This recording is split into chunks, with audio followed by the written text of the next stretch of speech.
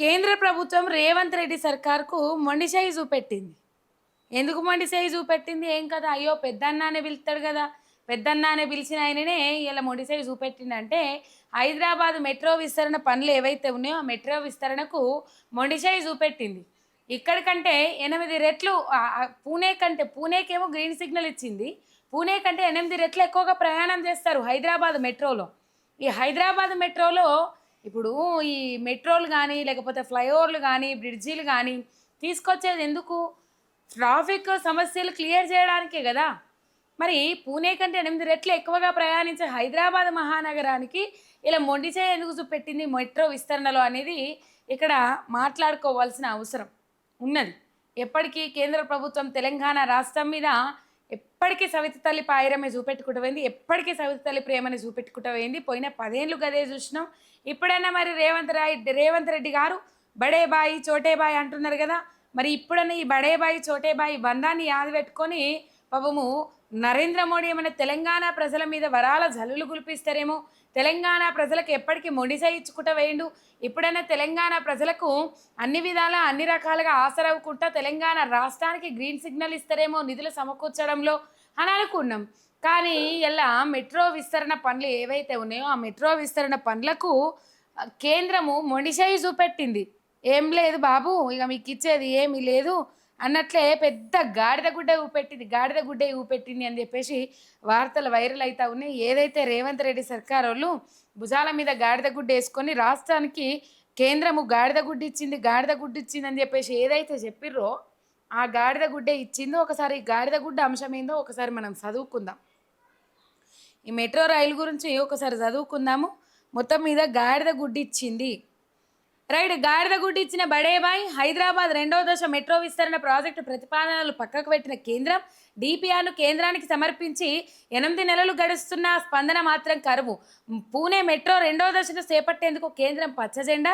పూణే కంటే 8 రెట్ల మంది ప్రయాణించే హైదరాబాద్ మెట్రో విస్తరణకు మొండిచేయి. మెట్రో విస్తరణ ప్రాజెక్టుపై పల్లెత్తు మాట కూడా మాట్లాడని బీజేపీ ఎంపీలు.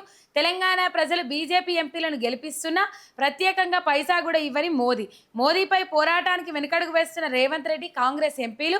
ఇక భారతీయ జనతా పార్టీ ఏదైతే జాతీయ పార్టీల ఎంపీలను గెలిపించినా రాష్ట్రానికి పైసా తీసుకురావట్లేదని మండిపడుతున్న ప్రజలు అని చెప్పేసి ఇక్కడ వార్త చూస్తూ ఉన్నాం. ఏదైతే ఇప్పుడు రూపాయి కూడా తీసుకొచ్చిన పాపాన ఓతలేరు. అటు కాంగ్రెస్ ఎంపీలు 8 మంది ఉన్నారు, బీజేపీ ఎంపీలు 8 మంది ఉన్నారు, ఎంఐఎం నుంచి ఒకళ్ళు ఉన్నారు. కానీ రూపాయి కూడా కేంద్రం నుంచి తెలంగాణ రాష్ట్రానికి నిధులు పట్టుకొచ్చిన పాపాన ఓతలేరు. అటు ఈ ఎంపీలు ఏంటంటే కేంద్ర సహాయక మంత్రులు కూడా ఉన్నారు.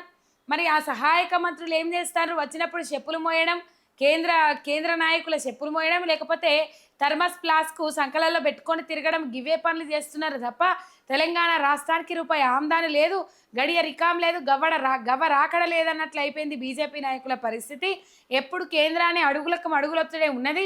తెలంగాణ రాష్ట్ర ప్రజల తరపున కొట్లాడదాం, పోరాటం చేద్దాం, ఏమైనా నిధులు పట్టుకొద్దాం, మన ప్రభుత్వమే ఉన్నది కదా కేంద్రంలో, మన రాష్ట్రానికి నిధుల కోసం ఏమైనా కొట్లాడదామన్న పాపాన పోతలేరు. ఇక నిధుల కోసం ఏమైనా కొట్లాడదామన్న అనిపోతే మీరు మా పార్టీ అయి ఉండి మమ్మల్ని ఎట్లా ప్రశ్నిస్తారు అని చెప్పేసి అక్కడ సురుకులు పెట్టే పరిస్థితి ఏర్పడ్డది. అందుకనే బీజేపీ నాయకులు బీజేపీ ఎంపీలు సపోర్ట్ చేస్తలేరు. ఇక కాంగ్రెస్ ఎంపీలు అయితే అంతకు మించి సపోర్ట్ చేస్తలేరు. 8 మంది బీజేపీ నుంచి 8 మంది కాంగ్రెస్ నుంచి గెలిపిస్తే ఇలా తెలంగాణ రాష్ట్రానికి తెచ్చింది ఏందయ్యా అంటే పెద్ద గుండు సున్నా. ఈ గుండు సున్నాతో పాటు ఈ మెట్రో విస్తరణ ఏదైతే 2వ దశ మెట్రో విస్తరణ ఇప్పటికే అలైన్మెంట్ మార్చుకొని కూర్చున్నది రాష్ట్ర సర్కారు. ఈ 2వ దశ మెట్రో విస్తరణ ఏదైతే ఉన్నదో ఆ మెట్రో విస్తరణకు పూణేకి గ్రీన్ సిగ్నల్ ఇచ్చింది. ఇక్కడ డిపిఆర్ పంపించి 8 నెలలు గడుస్తున్నా కూడా దాని మీద స్పందించిన పాపాన పోలేదు కేంద్ర సర్కార్. మరేమన్నంటే ఆ ఎంపీలతోని ఈ ఎంపీలతోని అపాయింట్మెంట్లు కల్పించుకుంటారు. అభివృద్ధి కార్యక్రమాల మీద రేవంత్ రెడ్డి మోడీని కలిసిండంటారు, కేంద్ర మంత్రులను కలిసిండని అంటారు.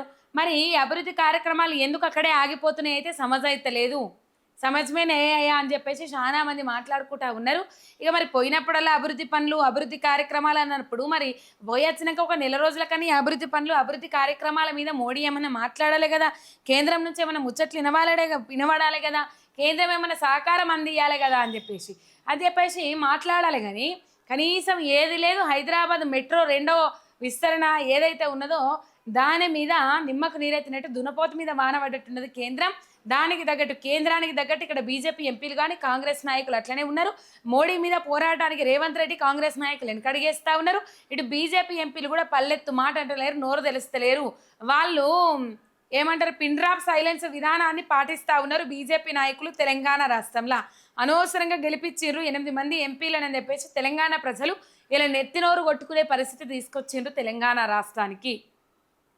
పెద్ద గాడిద కూడా ఇచ్చిండ్రు, ఇంకేమీ లేదు, ఏమీ లేదు వాళ్ళ అందులో.